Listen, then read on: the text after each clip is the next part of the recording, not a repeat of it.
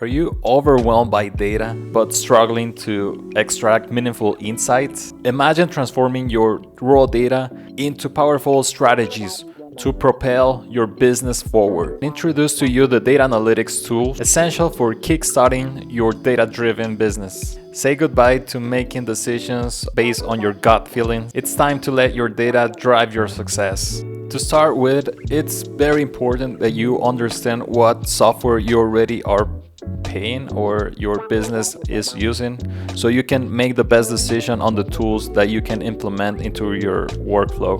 You gotta be clear on what steps you need in your data analytics process, if you're gonna capture the data or you're just gonna enter the data directly to the spreadsheets, or you just wanna create a visualization to help your audience understand the information you're trying to provide to them. Also, when choosing the tools, you gotta keep your end user in mind, who is gonna use this, and also what devices they are gonna be using to consume the report. Whether it is a mobile device or maybe a computer, a laptop, a monitor screen, you gotta understand what's the main display they're gonna use. Also, all these tools we're gonna talk about in this video, you gotta keep in mind what's the ecosystem that you wanna create for your business. If it's something more leaning towards Microsoft or leaning towards Google, or you might be platform agnostic and you want a mix of all of them, and that might give you more options to choose from. When selecting a platform, also keep in mind the technical knowledge that you will need to implement this analytics solution to your business. Some of them will show you how to go step by step, and some of them are designed to be user-friendly. Some of them are just designed to let you do whatever you want with the analytics process. When selecting the software, you gotta think on the automation you want to get from it. Sometimes you can get the really automated stuff, but if it doesn't fit within your budget or the devices you're gonna be using it with, or your end user doesn't have access to these technologies, that's also something you gotta keep in mind. And sometimes there are users that want to have minute by minute information, but do they really need it? Because you're definitely gonna pay for it if you wanna keep second or minute by minute information for real data. Let's not forget about data privacy. That is also something that you gotta keep in mind when you are selecting one software from another. Sometimes one software will not let you keep this information from certain employees or maybe people from outside your business or your company. I've had this request before from clients that wanna have their data safe, but they wanna share their Excel file or their Google Sheets file, where these are not the strong features from this software or platform. When you keep this in mind, you can make decisions based on the data that you're gonna be sharing. And these are just some things that you gotta keep in mind whenever selecting the software of your choice. Okay, now that we have this into consideration, let's talk about the specific softwares that you can use on your data analytics system. Let's start with spreadsheets. And the first one that everyone has in mind is Excel.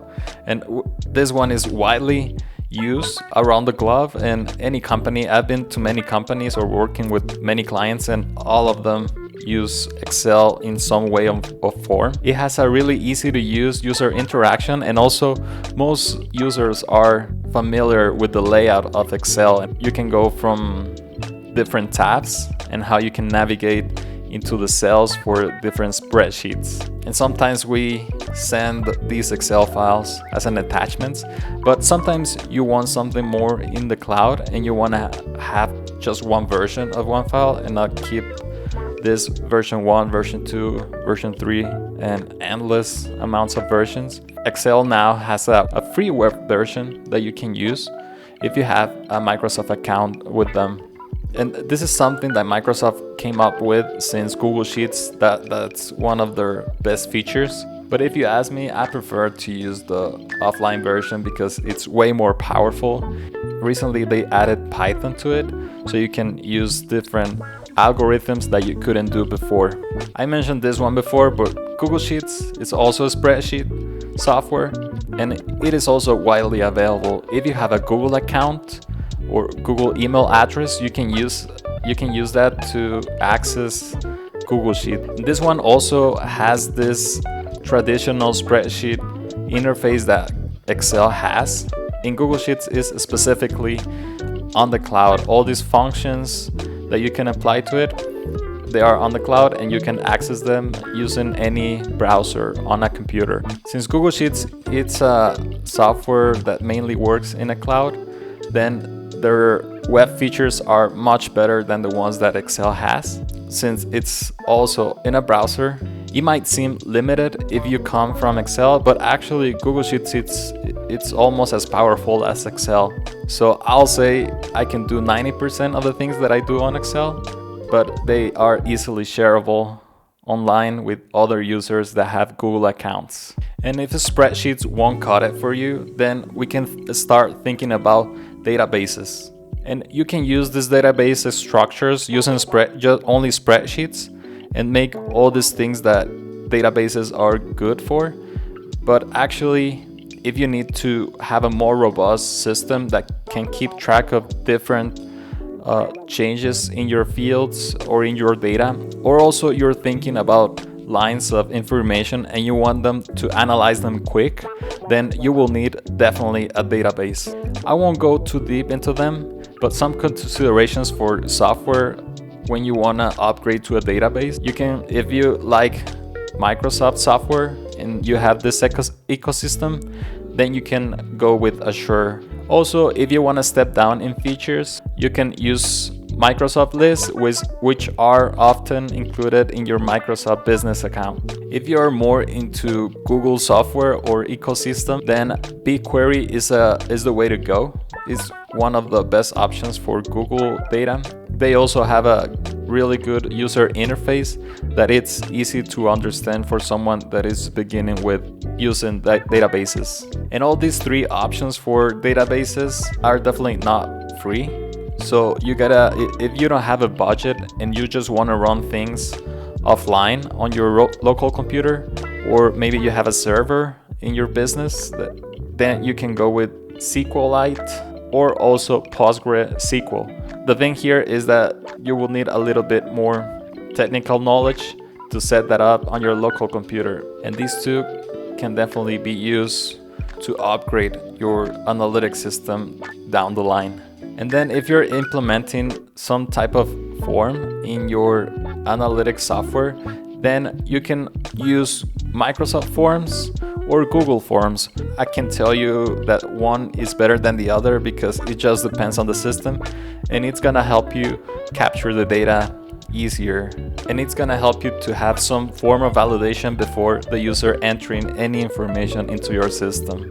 And if what you're looking for is something more robust than just using a form, then you can go with a more web app like type of system, whether on Microsoft or Google ecosystem. If you want to go with Microsoft ecosystem, then you might choose Power Apps, which has very customizable layouts that the user can create. You can automate workflows within your system in the cloud. It has a really wide selections of commands or formulas that you can learn to implement into the app, and you can do almost anything that a web app can do. And if you don't feel like you have all the technical knowledge you need to implement any of these apps inside Power Apps, then you have templates to choose from, and they have some wizards that can help you, guide you to select the data that you're gonna be using and what type of solution you want to implement into the Power App. And again, if you're thinking on going with the Google ecosystem, then AppSheet is a really good solution that might help you. It is a low-cost solution for your analytics system, since you can access it just like any Google software just by using your Google account. The implementation for these apps are often easier when you use AppSheet, and the user interface is minimalist. You can do this complex workflows, that automations that you can do on Power Apps, but this is a really good solution if you don't have that budget or that ecosystem in place for you to start using all the data that you have. And now let's talk about dashboards. And if you're going with a Google ecosystem and you prefer that, you can use Looker Studio, which is also a low-cost solution that you can implement by just using other users that have Google accounts. Then that's the way to go. And you can do that on a free version, but also you'll have some more features if you have a paid plan for this. Looker Studio will help you implement this dashboard using data that you already have in Google software. And in this case, that can be implemented if you want to use AppSheet and then you want to store the data in Google Sheets, or you want to store the data in BigQuery. This is a very interactive option that you can choose. It works really well if your data is ready for analysis. So if you have your data already processed in Google Sheets and you have that good to go, then Looker Studio will be just a breeze when you want to create multiple visualizations that all interact with each other. Now on the Microsoft side, Power BI is the way to go. If you're just starting out, you can create the dashboards for free, but you won't be able to use all the sharing options like Looker Studio has for free. You will have to pay a plan for every account that it's gonna access this Power BI. Since Power BI requires you to have a pay subscription to access the reports, then this can be considered as a better solution for your privacy. Power BI is easier to use Microsoft software, just like having data in Excel or Azure or Microsoft List, that you can implement all this data and use it for your dashboards. Power BI has better data transformation tools.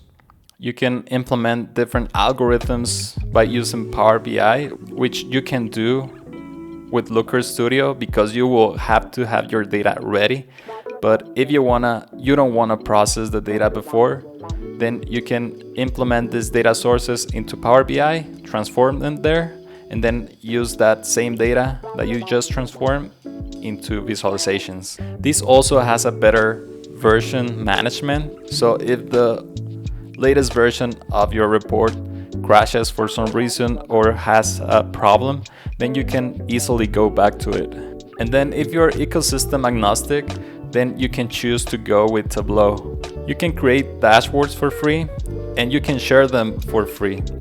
But if data privacy is a concern of yours, then you will definitely need to pay for a plan.